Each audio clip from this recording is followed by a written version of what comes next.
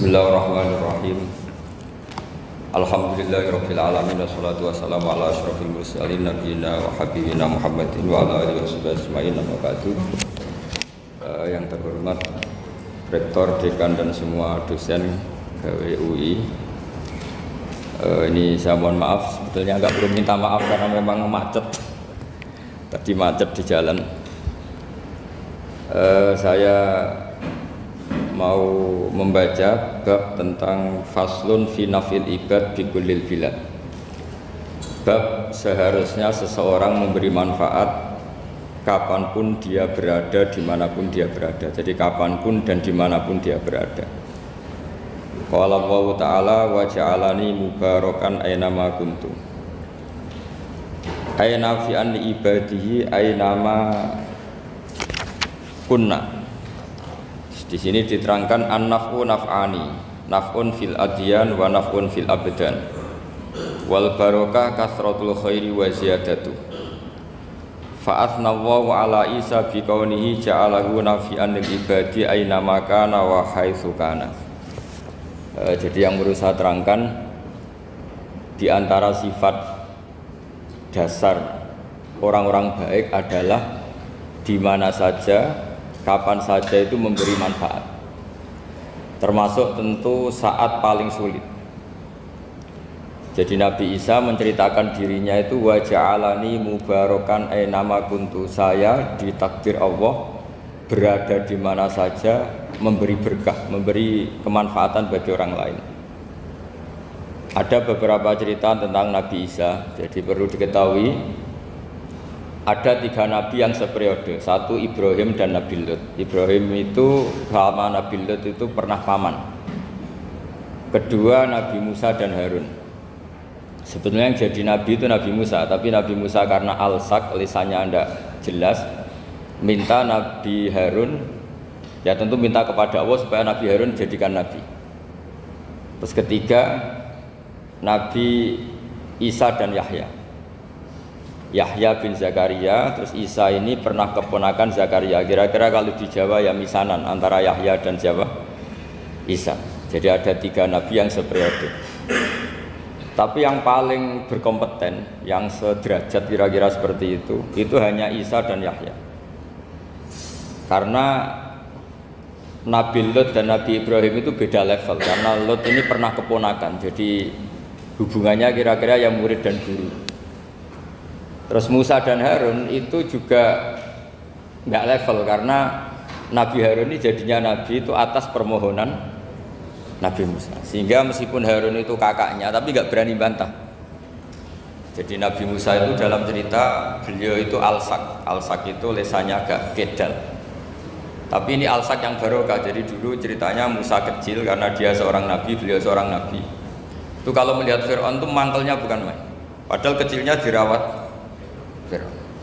Singkat cerita mulai kecil sudah usil kalau melihat Fir'aun itu ya jenggotnya dipakai mainan. Terus pokoknya nakal ya. Lama-lama Fir'aun curiga, dasar orang Israel. Nabi Musa ini turunan Israel. Lama-lama Fir'aun itu yakin kalau itu sengaja. Akhirnya Fir'aun mau membunuh Musa. Terus kata istrinya Fir'aun, Musa itu masih anak kecil, jadi seperti itu ya bawaan anak kecil, bukan bawaan kebencian terhadap orang Kipti, orang Mesir. Kalau dalam bahasa kitab kuno Mesir itu Egypt al-Kipti, makanya disebut Maria al-Kiptiyah. Kalau orang sekarang bilang Egypt itu bahasa kunonya Mesir itu al-Kiptiyah. Nah, memang secara bahasa Arab Mesir itu gak mungkin, bahasa Arabnya Mesir itu gak mungkin karena Misra itu maknanya kota. Jadi kalau kamu bilang kamu kemana, ke Misra, ke kota, lah ya kota mana, ya kota Mesir, itu bisa debat kusir. Jadi ya kayak kita lah, kita sekolah di mana, di madrasah. Madrasah terjemahnya apa? Sekolah. Nah, kemudian oleh istrinya Fir'aun ya gini saja, buktikan kalau Musa itu masih anak kecil. Masyhur itu dalam cerita dikasih bara api sama apel. Sebenarnya Musa kecil ini sudah pinter mau milih apel. Sama malaikat Jibril diarahkan tangannya itu ngambil apa? Bara api terus dikunyah. Itu yang menyebabkan lisannya Musa itu alsak, agak pelak. Nah ketika jadi Rasul itu akan repot karena nanti harus pakai penerjemah. Jadi seorang rasul tapi lesannya tidak apa? Cakap. Akhirnya Nabi Musa realistis ngendikan ketika diutus, wa akhi Harun wa afsahu minni lisanan fa arsilhu ma'yarid ayyusaddiquni inni akhafu ayyukadzibun. Ya Allah, saudara saya Harun itu lesannya lebih fasih. Tolong jadikan dia rasul sebagai penguat saya. Akhirnya Allah mengabulkan doanya Nabi Musa, kemudian Harun dijadikan sebagai apa? Rasul. Sehingga meskipun satu angkatan, Harun dan Musa ini enggak level. Artinya enggak level itu ya Harun yang takut Musa. Terus ketiga ini Nabi Yahya dan Nabi Isa. Ini umurnya ya seangkatan, kecerdasannya, jadi nabinya sama-sama mulai kecil. Kita tahu Nabi Yahya termasuk yang diberi khitab Allah, ya Yahya khudil kitaba biquwwah wa atainahul hukma sobiyya. Yahya, berpeganglah kitab secara kuat dan dia saya kasih kenabian ketika kecil. Sama dengan Nabi Isa yang disebut wa yukallimun nasa fil mahdi wa kahla. Sehingga karena selevel, dua nabi ini menjadi figur besar dalam manhaj, dalam metode dakwah. Dua, karena masih misanan tadi, kalau Jawa kira-kira mirip misanan. Dua nabi ini kalau memilih satu kampung, itu kalau Nabi Yahya itu milih kalau singgah di satu kampung, Nabi Yahya mesti tanya, orang sini yang paling soleh siapa, yang paling baik siapa. Ya terus singgah atau nginap di rumahnya orang baik tadi. Tapi kalau Nabi Isa enggak, orang sini yang nakal siapa, yang paling beling siapa. Terus Nabi Isa singgah di situ. Akhirnya ada pertanyaan dari Nabi Yahya, lima tanzilu ala syirarin nas, kenapa kamu selalu singgah di orang-orang nakal? Syiror itu orang-orang nakal. Masyhur itu Nabi Isa menjawab, ana tabibun udawil mardo. Di mana-mana Nabi itu ibarat seorang dokter, kerjaannya tentu menyembuhkan orang-orang yang apa? Sakit. Jadi dua nabi ini sering berdebat, tentu debat yang baik, dan itu menjadi cara Jawa itu punjeri ilmu. Jadi manhaj ilmu besar antara Yahya dan Isa. Begitu juga Nabi Yahya itu kelihatan agak rileks, panik, saking takutnya sama Allah. Kalau Nabi Isa itu rileks, pokoknya kumpul orang-orang nakal itu ya rileks. Akhirnya ada dua pertanyaan sekaligus nanti jadi dua manhaj. Kenapa kamu sering masam itu, sering kalau bahasa Arab itu abasa ya. Terus yang Nabi Yahya balik bertanya, kenapa kamu sering senyum, sering tertawa? Kenapa memangnya? Terus ka'annaka ta'manu min makrillah, kamu sering senyum kayak kami sudah terbebas dari azab Allah, dari ditegur Allah, seakan-akan kamu orang paling benar yang nggak akan salah. Nabi Isa balik tanya, sama kamu sering masam, sering meru, ka'annaka taqnatu min rahmatillah, seakan-akan kamu putus asa dari rahmatnya Allah. Sehingga kemudian itu jadi manhaj besar. Kalau terlalu senyum, ya dianggap orang yang kayak nggak punya perasaan dosa gitu. Tapi kalau terlalu masam, terlalu merenggut, seakan-akan rahmat Allah itu terbatas. Sehingga seakan-akan Allah itu rahmatnya nggak cukup lah untuk mengelola manusia ini. Sehingga itu jadi metode besar yang masyhur itu dalam sebuah hadis Nabi ngendikan, ulama ummati ka anbiya Bani Israil. Ulama umatku itu kapasitasnya atau fungsinya atau manfaatnya setingkat nabi-nabi Bani Israil. Karena ketika umat ini enggak ditunggui para nabi setelah Rasulullah SAW, itu yang nunggui hanya ulama. Tapi ulama ini sudah cukup mewakili para nabi Bani Israil. Dan banyak syurahul hadis, para penyarah hadis mensarahkan, Nabi tidak ngendikan ulama ummati kamisli seperti saya, tapi ka'ambiyai Bani Israil, bagaimana nabi-nabi Bani Israil. Nabi Bani Israil itu macam-macam, termasuk ada yang tidak nikah, yaitu yang bernama Yahya dan Isa. Delala umatnya Nabi itu ada orang alim alamah yang ilmunya melegenda, yaitu namanya Imam Nawawi, itu tidak nikah sampai kabudut. Meskipun dalam ajaran syariatnya Nabi an-nikah sunnati, tapi selalu ada orang yang ditakdir tidak nikah karena masyhul, karena sibuk ngurus ilmu. Bukan karena tidak laku, yang jelas itu bukan karena tidak laku. Imam Nawawi itu ganteng, orangnya ya normal, tapi karena sibuk nulis, beliau sampai kabudut itu tidak nikah. Imam Sibawayh itu suka sekali sama ilmu, menjadi istri utamanya ya ilmu itu. Dia ganteng, Sibawayh itu maknanya tuh apel, dia ganteng sekali, sampai banyak cewek yang seneng. Akhirnya dia nikah, tapi nggak pernah dikumpulin. Dia belajar terus. Ketika beliau ke pasar, dulu nggak ada supermarket, beli kertas, kitabnya dibakar semua sama istrinya. Dikira istrinya terus mencintai dia, malah diceraikan. Itu siapa? Imam Sibawayh. Terus ada umatnya Nabi yang paling unik di dunia. Mungkin Pak dosen, saya kiai pun nggak bisa niru. Tuh ada orang tuh ganteng sekali, istrinya cantik sekali.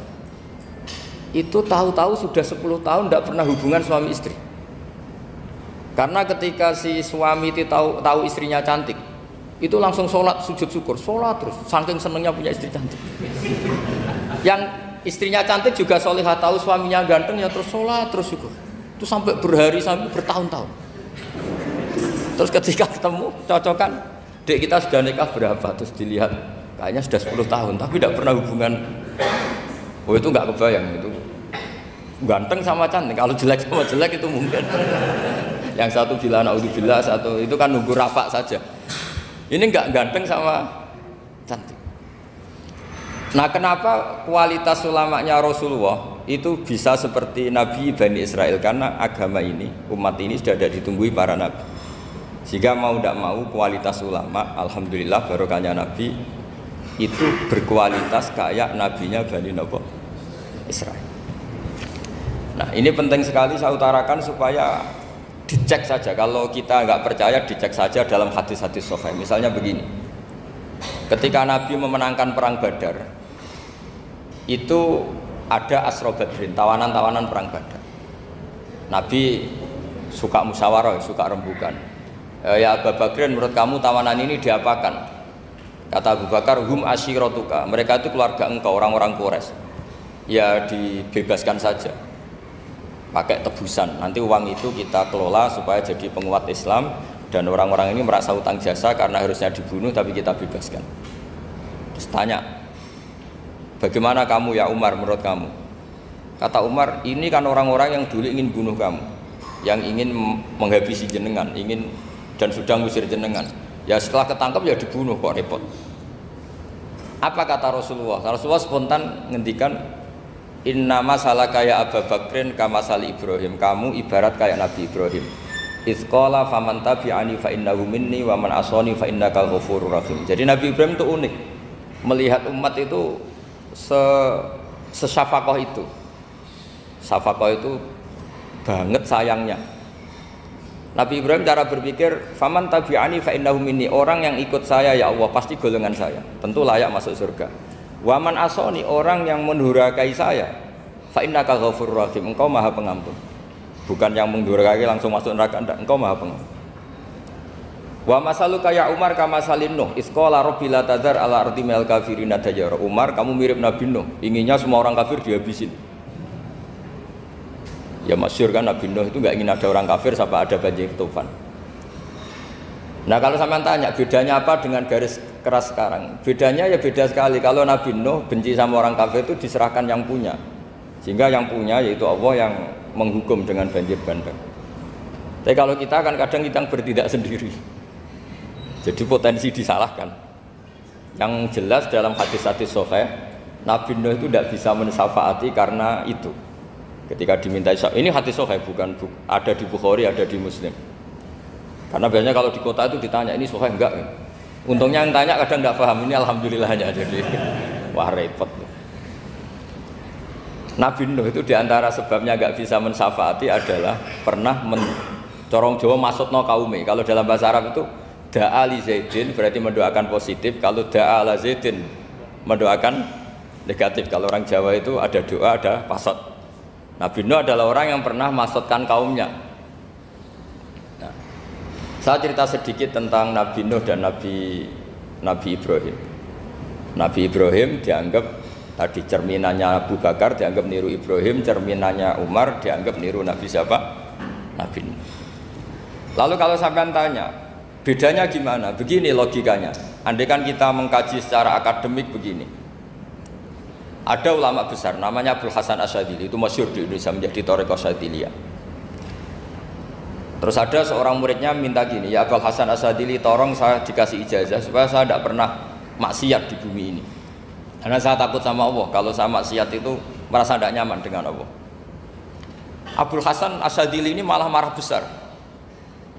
Atuhibbu alla tadhhara maghfiratu. Kalau kamu tidak pernah maksiat, berarti kamu suka maghfirahnya Allah Ta'ala itu tidak kelihatan, karena nggak ada yang maksiat. Tapi bukan dukung kamu yang tidak ada, ini cerita ilmiah. Tapi kalau Said Abdul Al-Haddad itu kebalikannya. Ada orang fasik itu hidup berkeliaran, mengganggu masyarakat, ganggu ketertiban agama. Ada kiai atau siapa gitu mendoakan supaya tobat atau dikasih panjang umur supaya nanti bisa tobat. Itu beliau Said Abdul Al-Haddad marah besar. Man da'a li fasikin bil baqa faqad ahabba ayu sawahu fi ardi. Orang yang mendoakan orang fasik hidup berarti dia suka Allah dimaksiati di buminya. Jadi akhirnya jadi kutub besar, yang satu Sadziliyah, yang satu Haddadiyah. Kenapa ya? Karena tadi yang satu cerminan Nabi Isa, yang satu cerminan Nabi Yahya. Sebagaimana sabda Rasulullah tadi, ulama ummati ka anbiya'i bani Israil. Juga masyhur dalam aplikasi pengajaran juga gitu. Masyhur sekali dalam kitab-kitab diceritakan. Kalau Said Abdul Al-Haddad, kalau ada orang sowan itu, kamu ngaji sama siapa? Sama si A itu. Pernah nangis gak pas ngajar? Gak pernah. Udah gak terus, gak usah diterusin ngaji orang seperti itu. Hatinya atas ya, wong ora iso nangis ya. Tapi kalau Abdul Hasan Asyadzili kebalikan. Kamu ngaji sama siapa? Sama si A itu. Pernah tertawa enggak kalau ngaji? Enggak pernah. Udah enggak usah ngaji sama orang itu. Orang enggak bisa syukur katanya. Jadi itu manhaj besar. Nah akhirnya orang-orang kayak kita ini enggak jelas semua. Nangis ya bisa, syukur, guyu ya bisa. Cuma celakanya kalau kita nangis karena tidak punya uang, kalau guyu karena punya uang, itu masalahnya. Tapi kalau wali-wali dulu enggak. Kalau senyum ya karena saking yakin rahmatnya Allah itu wasiat rahmatu. Kalau nangis ya karena takut azabnya Allah. Kalau kita kan enggak, sangat-sangat materialistik. Ini yang membedakan kita. Sebenarnya nangis dan senyum itu satu keharusan karena Allah punya madharul jalal. Ketika Allah dengan sifat keagungannya, maka kita ini cara Jawa serako bersenyum. Tapi Allah itu kadang sebagai madharul jamal, adanya satu keasikan. Sehingga yang merengut itu yang salah. Makanya dalam ilmu tasawuf, kutub wali itu hanya dua. Allah dengan madharul jalal, dengan Allah yang madharul jamal. Contoh madharul jalal misalnya gini. Ketika Nabi Musa ingin melihat Allah, saking kangennya ingin melihat Allah, Rabbi arini anzur ilaik, ya Allah saya beri hak untuk melihat engkau. Allah dengan jalalnya gini, Allah itu qadim, superior. Tentu gak layak tersentuh barang hadis itu makhluk. Sehingga ketika falam mata jalla rabbuhu lil jabali ja'alahu dakka wa kharra Musa sa'iqa. Sehingga enggak levelnya, apapun hebatnya Nabi ini tetap makhluk. Sementara Allah itu qadim. Enggak kuat. Makhluk yang fana ini, yang profan ini enggak kuat. Enggak kuat menampung zat yang qadim, yang superior. Sehingga gunung pun hancur. Nabi Musa pingsan. Tapi ketika Allah dengan madharul jamal itu Allah dengan keindahannya, dengan kasih sayangnya, memberi hak makhluknya untuk melihat. Nah, di sini ini Allah sering ngendikan wujuhu yauma idzin nadhirah ila rabbiha nadhirah. Nanti ada wajah-wajah yang di surga itu melihat saya, kata Allah. Tapi apakah betul melihat kayak saya melihat dosen, melihat Pak Rektor, melihat teman-teman? Itu tidak bisa. Karena Allah itu qadim, sehingga meskipun manusia ahlul jannah melihat Allah, tetap Allah ngendikan la tudrikuhul absar wa huwa yudrikul absar.